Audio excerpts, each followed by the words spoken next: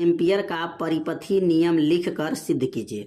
अब एम्पियर का जो परिपथी नियम है उसको लिखना है और इस सूत्र को सिद्ध भी करना है। तो सबसे पहले एम्पियर का परिपथी नियम को समझेंगे कि एम्पियर का परिपथी नियम किसको कहा जाता है। तो लिखेंगे इस नियम के अनुसार होगा और यहाँ पे लिखेंगे किसी बंद परिपथ में उत्पन्न चुंबकीय क्षेत्र का रेखीय समाकलन। यह है उत्पन्न चुंबकीय क्षेत्र का रेखीय समाकलन, यह समाकलन का चिन्ह है और बी का नाम क्या है, चुंबकीय क्षेत्र हो गया और डीएल और समाकलन लगाया तो उसको कहा जाएगा रेखीय समाकलन हो गया। उस परिपथ में बहने वाली धारा, ये बहने वाली धारा और कितना गुना है तो म्यू गुना, ये गुणा है तो इसमें म्यू गुना होता है। तो क्या बोलेंगे, किसी बंद परिपथ में उत्पन्न चुंबकीय क्षेत्र का यह रेखीय समाकलन, इतना बोला जाएगा उत्पन्न चुंबकीय क्षेत्र का रेखीय समाकलन उसी परिपथ में बहने वाले धारा का म्यू गुना नाट होता है। मैंने म्यू नाट गुना, ये गुना का मतलब क्या हो जाएगा, गुणा हो जाएगा। तो इसका जो है एम्पियर का परिपथी नियम इसी सूत्र में छिपा हुआ है, बस आपको बनाना है। तो परिभाषा को लिख लीजिएगा, किसी बंद परिपथ में उत्पन्न चुंबकीय क्षेत्र का रेखीय समाकलन, यह पूरा हो गया रेखीय समाकलन, उस परिपथ में बहने वाली धारा का म्यू नाट गुना होता है। तो यह नियम को लिख करके आपको एक बार दो बार पढ़िएगा, आपको नियम क्या होगा याद हो जाएगा। अब यह सूत्र कैसे बना है, अब इस सूत्र का निगमन करना है। अब निगमन करके इसको समझेंगे। अब यहाँ पे जो है लिखेंगे उपपथ लिखेंगे, अब सूत्र का निगमन करेंगे या प्रूफ लिखेंगे, यहाँ पर उपपथ लिख दीजिए। तो अब उपपथ कैसे होगा, अब यहाँ पे इसको जो है सिद्ध करके कैसे दिखाएंगे। तो सबसे पहला काम जो है क्या रहेगा, यहाँ पर जो है एक आपको जो है वृत्त बनाना पड़ेगा। मतलब यहाँ पर वृत्त बना करके बताया जाएगा किसके अंदर जो है आई एम्पियर की धारा, कितने एम्पियर का धारा, आई एम्पियर की धारा प्रवाहित हो रही है और कितनी त्रिज्या है तो आर त्रिज्या है।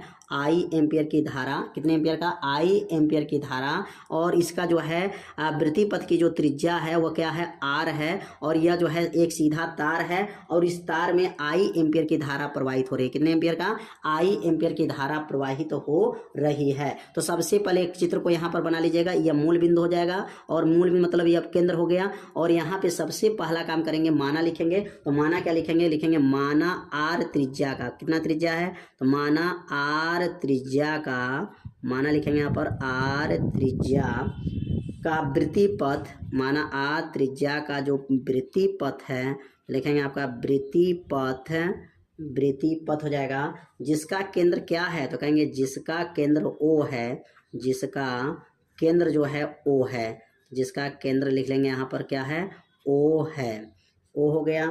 और लिखेंगे यहाँ पर पी बिंदु पर, कौन सा बिंदु है, यह पी बिंदु हो जाएगा। लिखेंगे पी बिंदु पर उत्पन्न चुंबकीय क्षेत्र, लिखेंगे पी बिंदु पर उत्पन्न चुंबकीय क्षेत्र, पी बिंदु पर उत्पन्न चुंबकीय क्षेत्र बी है।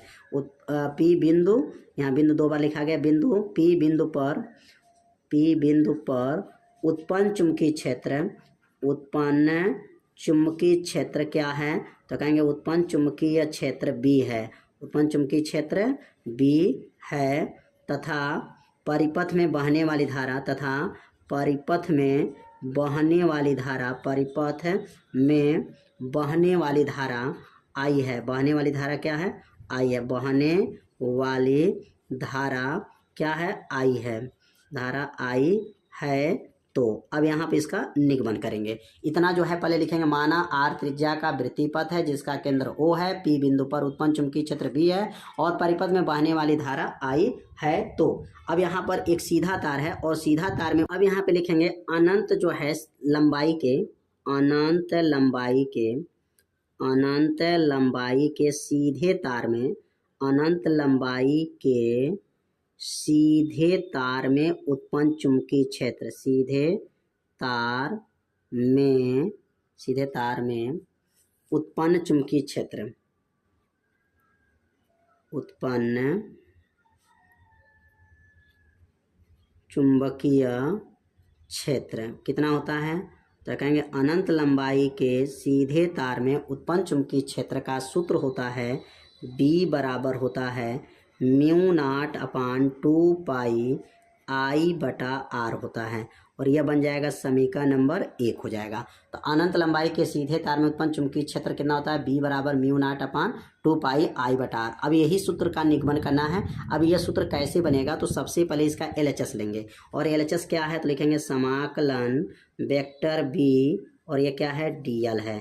अगर वेक्टर हटाते हैं तो क्या सूत्र बनता है, तो वेक्टर जब हटेगा तो यहाँ लिखेंगे वेक्टर हटेगा तो B D L cos theta हो जाएगा, क्योंकि ये सूत्र होता है। अगर सूत्र नहीं आता तो सूत्र याद रखिएगा कि vector A into vector B का सूत्र होता है, vector A into vector B का सूत्र होता है, क्या सूत्र होता है, तो सूत्र होता है इसका vector A B cos theta होता है। क्या सूत्र है, ए बी काश थीटा। अब इसी सूत्र पर इसको तोड़ा गया है, तो अगर यहाँ पर ए बी काश थीटा जो देख रहे हैं, इसी तरह B D L cos theta हो जाएगा।